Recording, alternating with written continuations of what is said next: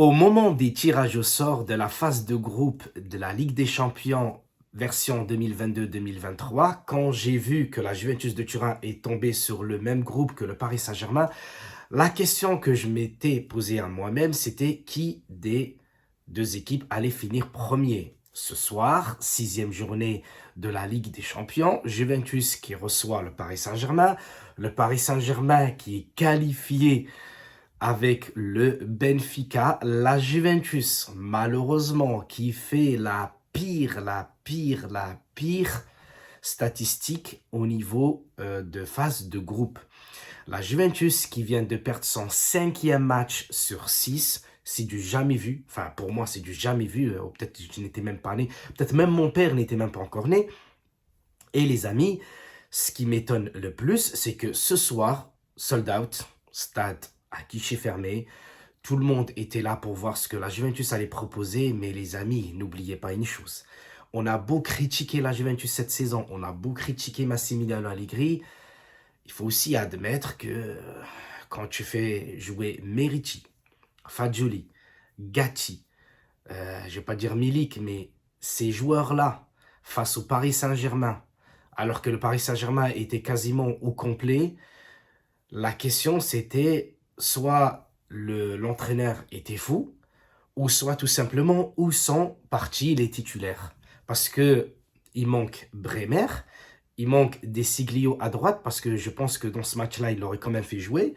Il manque Paredes au milieu de terrain, avec Pogba, Di Maria. Ce soir, Chiesa qui fait enfin son retour depuis 7-8 mois. Il manque Vlahovic. Vlahovic n'est pas là. Donc, forcément, si aujourd'hui, tu perdais, ça pouvait se comprendre. Sauf que ce soir, la Juventus, ça m'a étonné parce que la Juventus, ce soir, elle a quand même fait un match correct. Voilà, face au Paris Saint-Germain. D'ailleurs, c'est mon deuxième match. C'est mon deuxième match que je regarde. Enfin, le Paris Saint-Germain. C'est la deuxième fois que je regarde un match du Paris Saint-Germain. Le premier, c'était face à la Juventus, ou ici au Parc des Princes.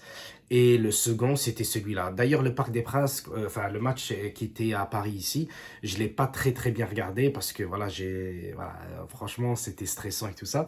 Mais ce soir, voilà, c'était de regarder le match sans plus. Et ce soir, la Juventus, par moment, était éliminée puisque Benfica faisait 1-1. Et heureusement, la Juventus va en Europa League. Donc, j'espère que la Juventus fera quelque chose de mieux. Bon, les amis, je préfère quand même parler un peu du match parce qu'il y a des choses qui m'ont plu, il y a des choses qui m'ont dégoûté.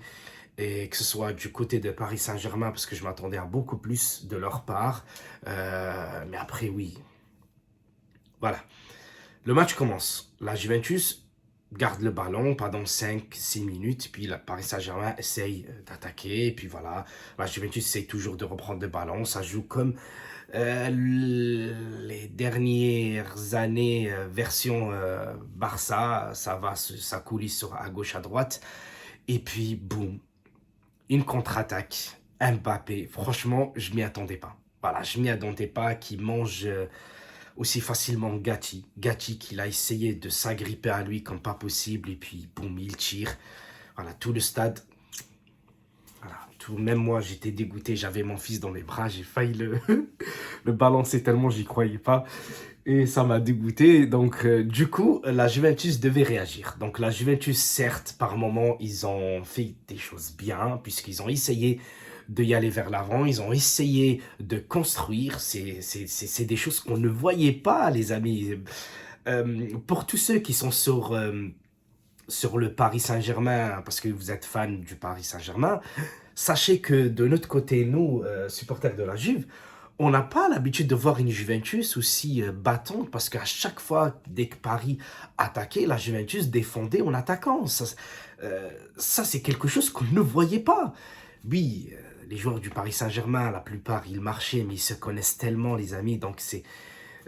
Par contre, Messi est transparent ce soir. Donc, la Juventus devait réagir. Par moment, on devait, je vous jure les amis, avant la mi-temps, on devait peut-être mener au moins, voilà, 2-1.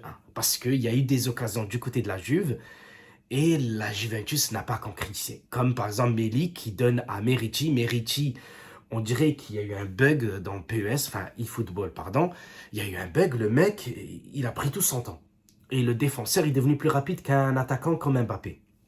Donc, à ce moment-là, je me disais, mais c'est pas possible que là, ça met autant de temps, enfin, le mec, il met autant de temps pour tirer.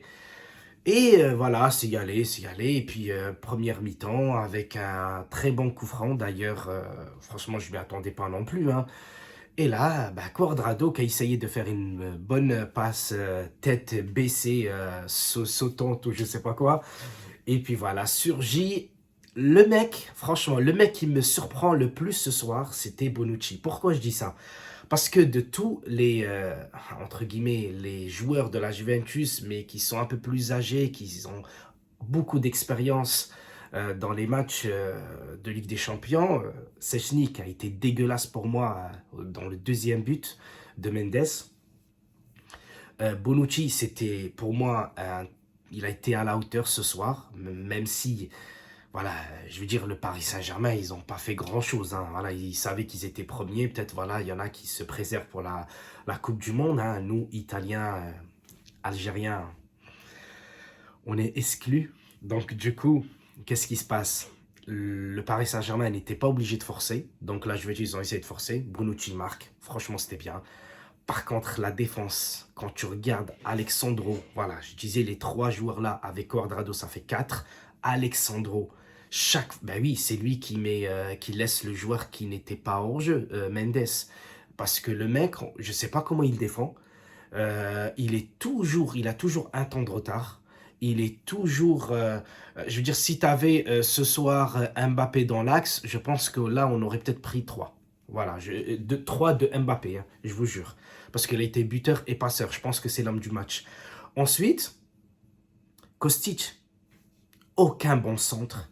Chaque fois qu'il devait centrer, il ne fait rien. Donc ça m'a aussi dégoûté de sa part. À part, voilà, les jeunes méritent, tu peux pas lui reprocher grand-chose parce que le mec, il est jeune, il n'a pas souvent, voilà, s'imaginer qu'il allait jouer face à Messi, Mbappé et le Paris Saint-Germain, même si dans le futur, forcément, qu'ils vont s'affronter avec Mbappé. Mais là, voilà, il m'a surpris. Fadjouli, il a été bon. Je vais dire, globalement, je m'y attendais à pire. Je vous jure, les gars, je m'attendais à pire. Je m'attendais à une Juventus qui allait perdre 3-0 ou 3-1 ou 4-1. Mais le fait d'avoir perdu ce soir à domicile, ça ne m'étonne plus. Sous Allegri, ça ne m'étonne plus. Il nous manque 11 joueurs. Voilà, ils sont tous blessés, donc il n'y a pas d'excuse. Mais c'est la vérité. Imaginons que ce soir, tu n'as pas Mbappé, tu n'as pas Messi, tu n'as pas Neymar, tu n'as pas Verratti, tu n'as pas Marquinhos derrière. Tu ne peux pas me dire, oui, ce soir, on pouvait... Non, tu peux rien faire parce que c'est eux la base. Tu les enlèves, bah, le Paris Saint-Germain ne ressemblera plus au Paris Saint-Germain version Qatari. Donc, pour nous, heureusement que la Juventus va en Europa League. Voilà, je le redis. Ça nous sauve un peu parce que voilà, c'est une saison catastrophique. Et voilà, ce soir, on a Chiesa, mais Chiesa, il n'était pas à fond. Ça se voyait. Chaque fois qu'il avait la possibilité d'attaquer ou un truc comme ça, il gardait un peu le ballon. Mais de toute façon, tu peux rien faire quand tu es tout seul. Milik, il est bloqué par Ramos et Marquinhos. Voilà, qu'ils ont été bons ce soir. Ramos, il rajoute un peu, mais voilà, c'est du Ramos. Tu peux pas lui enlever ça. Le mec, il a fait 17 ans de carrière ou 18 ans de carrière que à base de ça. Donc, tu peux pas lui enlever. Ben, en tout cas, voilà, bravo Paris Saint-Germain qui finit premier, Benfica deuxième, Juventus troisième. Bravo Milan AC qui se sont qualifiés. Bravo au Napoli ce soir. Enfin, hier, j'ai regardé le match Liverpool-Napoli. Ça n'avait rien à voir. Deux équipes qui étaient déjà qualifiées. Ça proposait, voilà, ça proposait des deux côtés. C'était beau à voir. Ben, l'Inter, bravo à eux parce qu'ils sont qualifiés. Donc, la pire équipe italienne cette saison, c'est la Juve. Et c'est notre cœur. Sur ce les amis, j'espère que j'ai tout dit presque. Je vous embrasse tous. Je vous dis à très bientôt pour de nouvelles vidéos de la Juventus. Prochain, ça sera Inter Juve. Ciao, ciao.